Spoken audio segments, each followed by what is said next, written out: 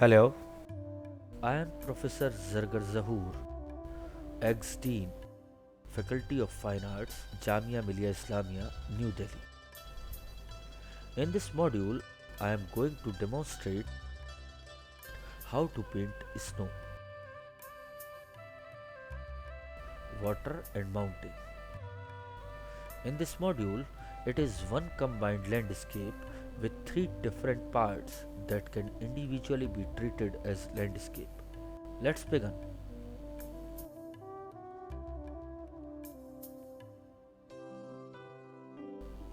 First choose black poster color which is gauche, opaque.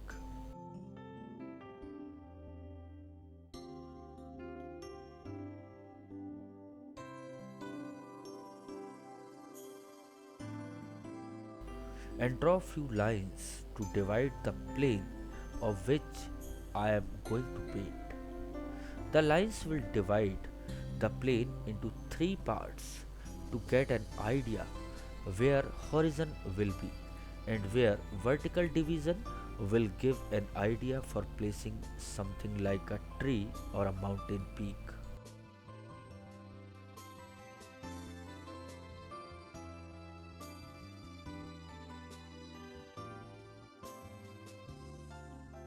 To start, I have taken a grey pastel sheet as the base. The base is painted overall with bold strokes of white color. Don't be afraid of bold patches. You don't have to cover the entire sheet with pure white, but just bold patches, leaving hints of grey background too.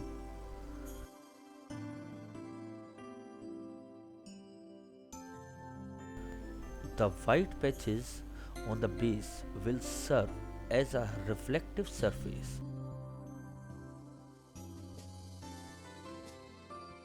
and provide variation in the depth of colors. The colors will be applied in layers.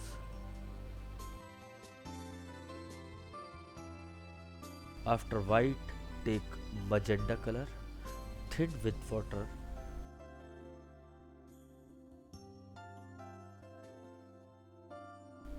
Paint with that in the upper sky area. Then blue color in the middle.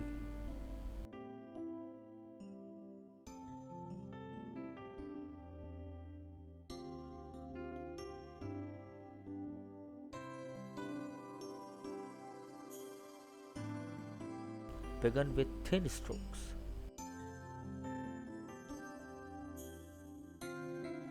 Provide depth with slightly deeper magenta in selective areas.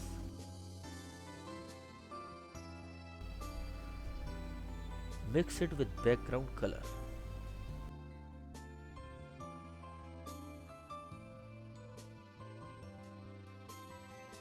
The colors will also get mixed with the white applied earlier, so the density of the color will be reduced and it will mix well to produce a smooth color.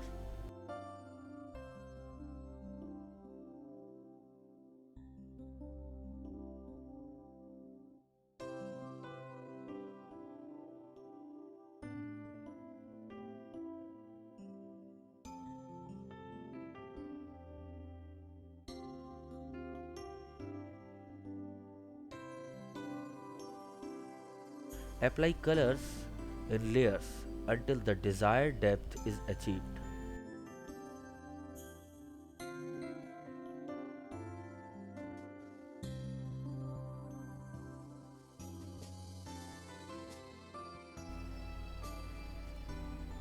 Use pure white for snow and then give depth in the shadow areas of snow with magenta color.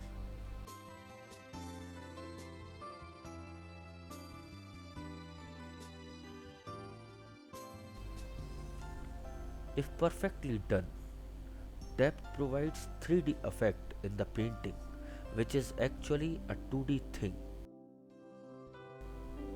Besides magenta Persian blue,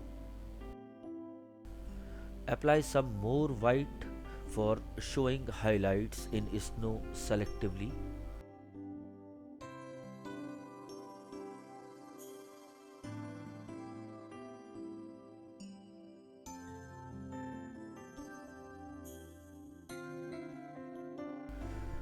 Since the color gets mixed with the color earlier applied, you have to wash the brush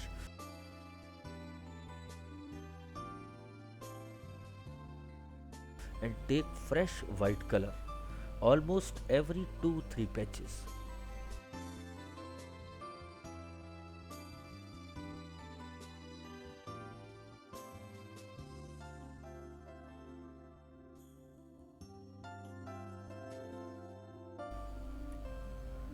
Once the highlights are done, take deeper blue to show deeper shadows.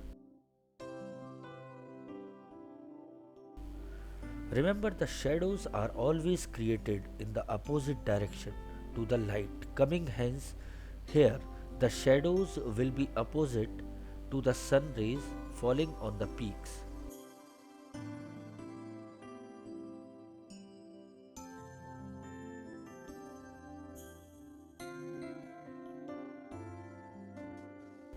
Notice how deeper blue is applied for shadows at the bottom of the mountain. This also provides a scale to the size of the mountain. After applying deep blue, take white again and repeat it where highlights or pure snow are to be shown.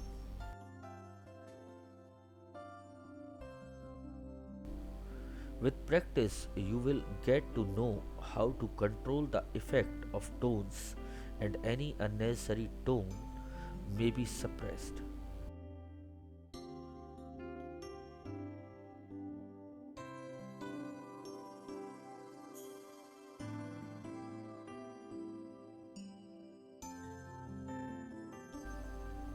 An advantage of gouache is that you can overlay several coats of paint to suppress any overdone area, thereby enabling you have greater control over your painting, where mistakes too may be corrected.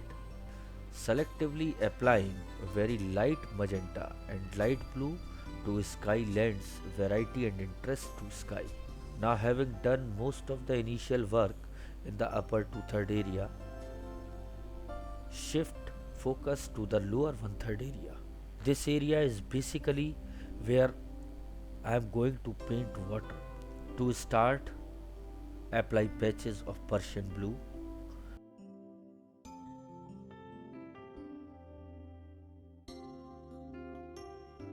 Commonly called deep blue or navy blue, in the area where water is to be painted.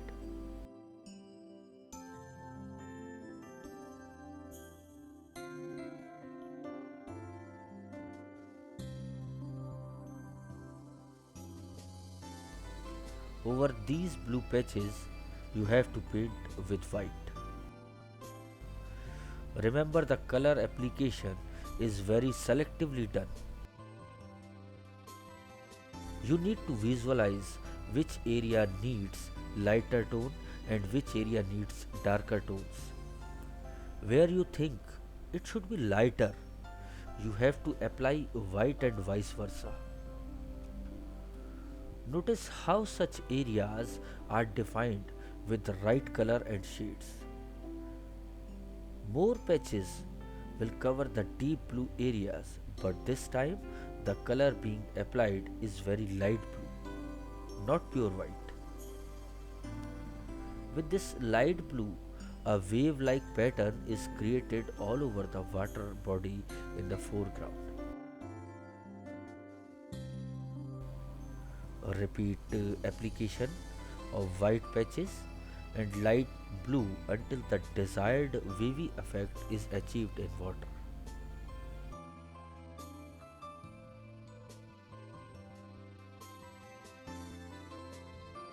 Since the sunlight always comes from a particular direction, the area facing the sun will be lighter and the rest will be darker. The snow appears stark white where the light directly falls on it, hence, the area is snowy peaks facing the sun must be kept stark white at some places. Hence, some white patches are applied again on the snowy peaks, which should be stark white.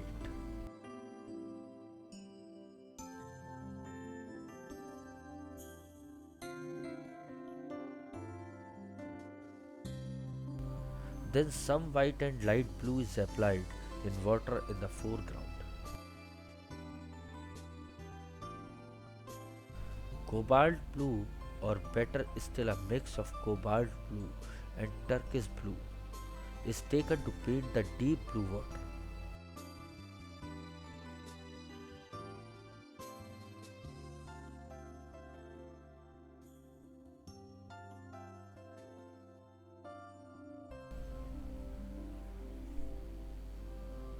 Also paint with slightly lighter tone in the lower area of water which will form the base.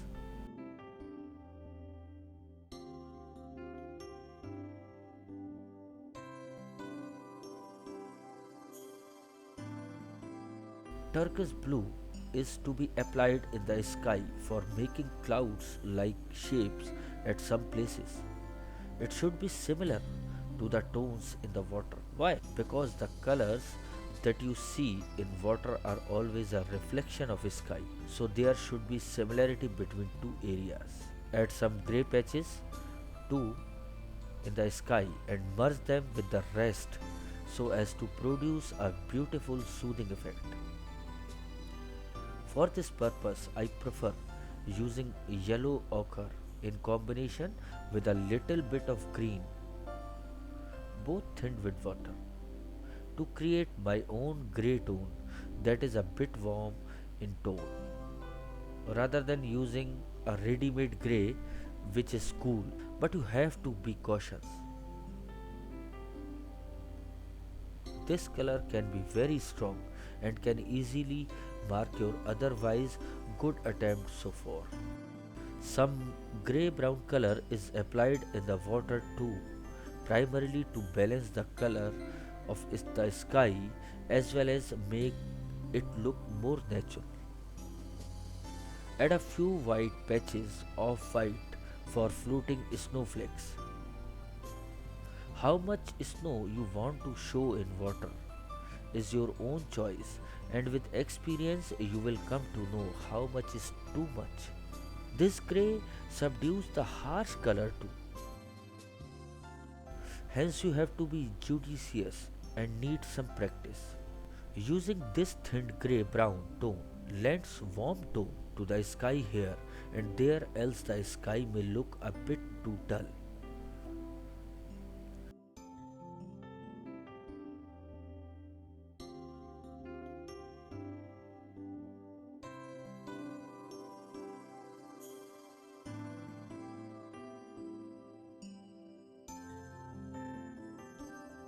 Please note that several hues of blue have been used.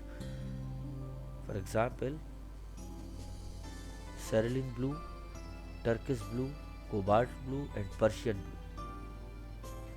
Using each has a purpose and provides different impact.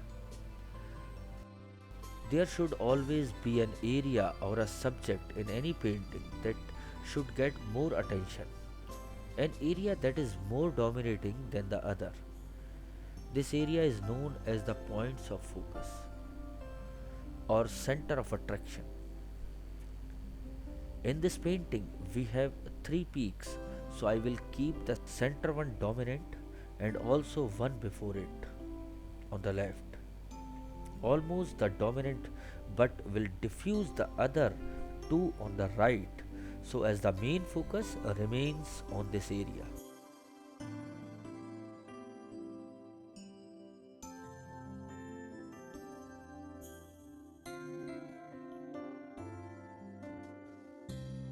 Light magenta color is the color of my choice for diffusing the colors of the other peaks.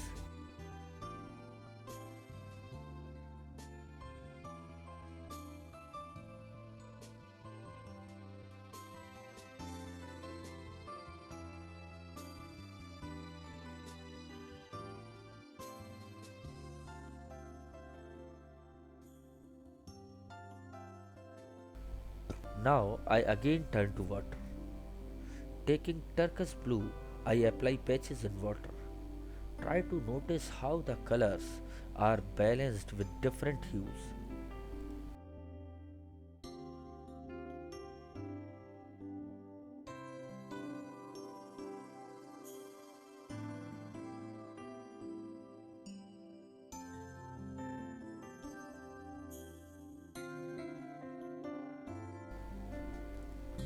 Transition of strokes is very important. To move from one stroke to other stroke, from one value to other value, one color to another color, you need a lot of practice and experience. You can see that the center peak has the brightest snow as well as darkest shadows on the opposite side because we need it dark there. If you feel the dark tones are a bit too dominating, suppress them a little bit with milder blue tones. Now take dark blue and paint it dots or small patches in water body. This will provide perspective and interest in the composition and also create harmonious colors all through. At this stage, we are approaching to finishing our painting and few final touches are to be given. Paint some big floating snowflakes, but remember to balance the mass in overall painting.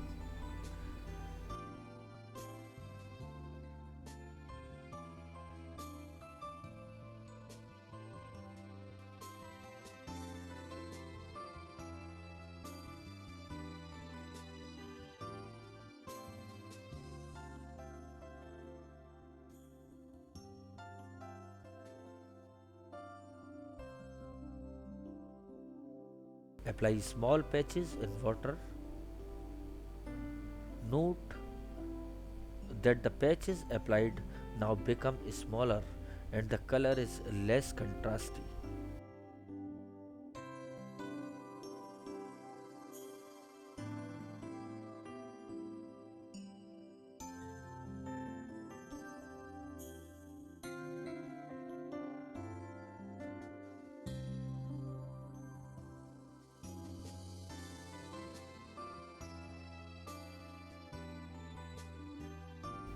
More matching to the rest.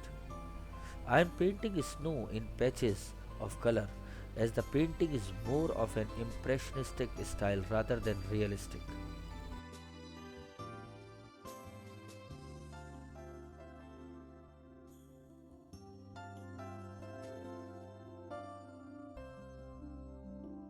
Some dark blue patches provide more depth in water.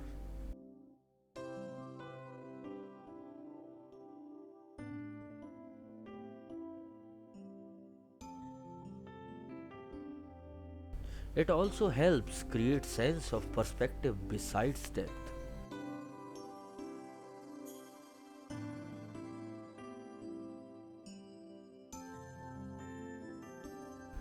Taking just a little water and brush, I mix the patches of colors.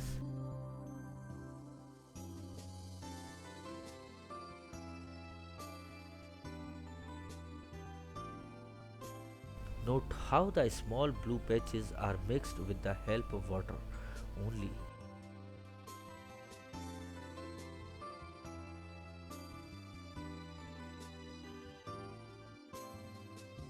Without having any need for additional colors.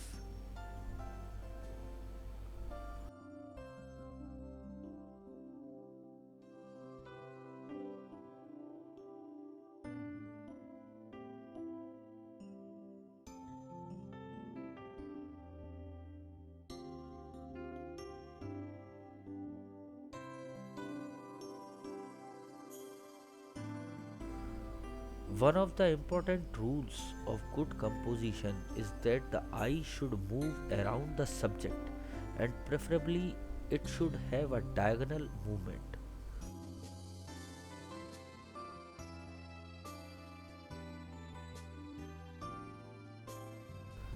In order to achieve that, I am going to paint a cluster of clouds near the top left corner of the sky.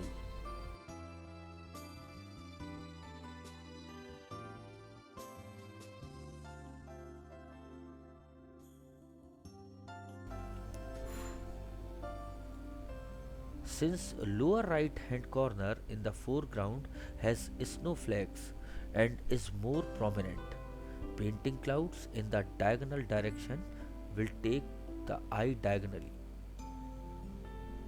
Middle peak, which was the most prominent earlier, also falls in the same line of movement, thereby all three are almost equally prominent and peak with snow, clouds and snowflakes.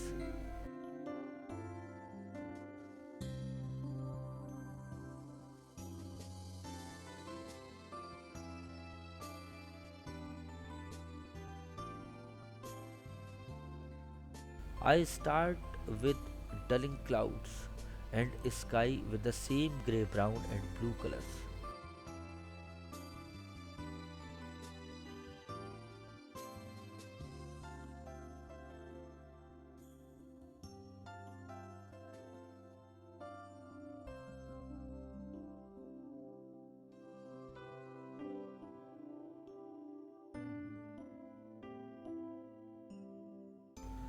As we knew, there has to be some area of greater importance or prominence, which in this case is the snow peak.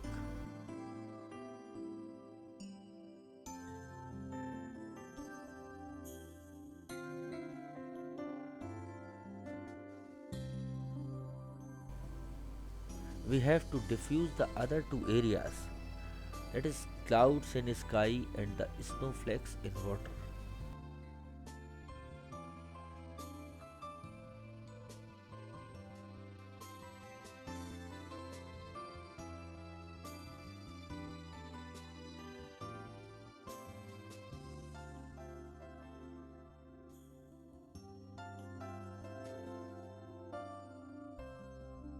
I take cobalt blue and paint the patch just above the first peak.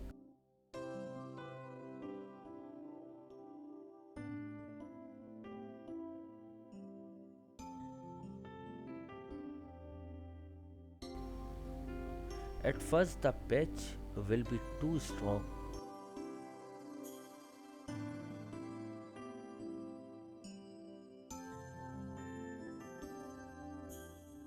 and we need to make it more harmonious with the color of rest of the painting.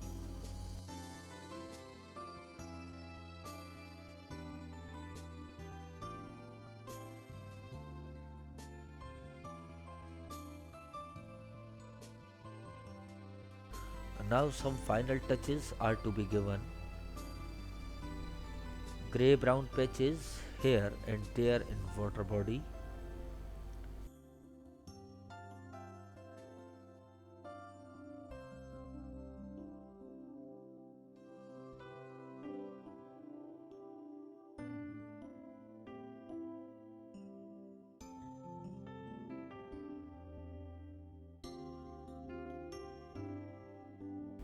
Some white patches more for snowflakes floating in water and highlights in snow clad peak.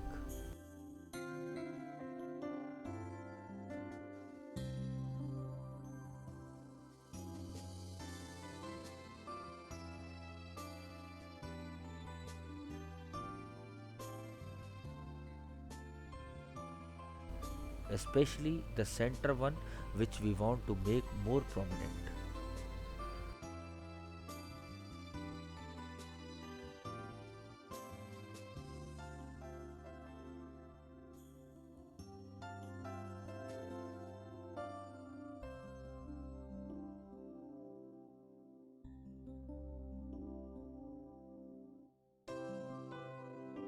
Make it a practice to step a few feet back and take a thoughtful look at the painting.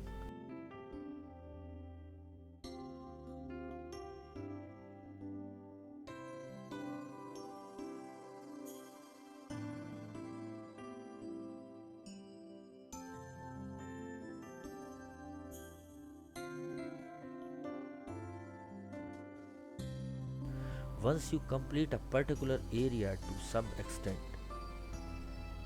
You have to repeat this step 3 4 times.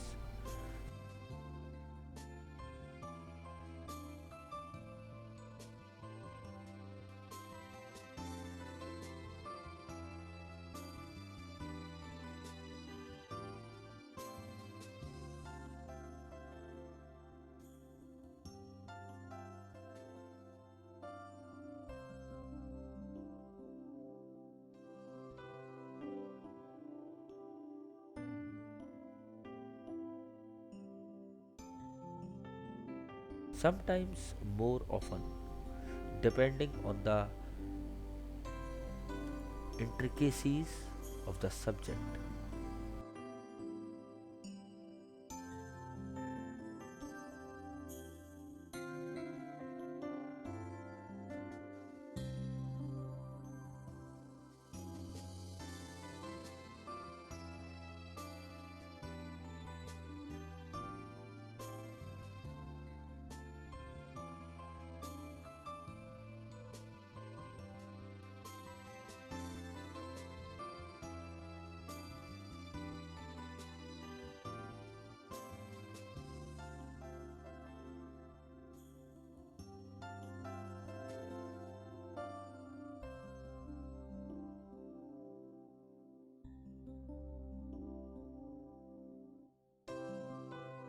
Stepping back and looking at the painting from a distance will give you much better idea of how accurately you are achieving the effect you look for.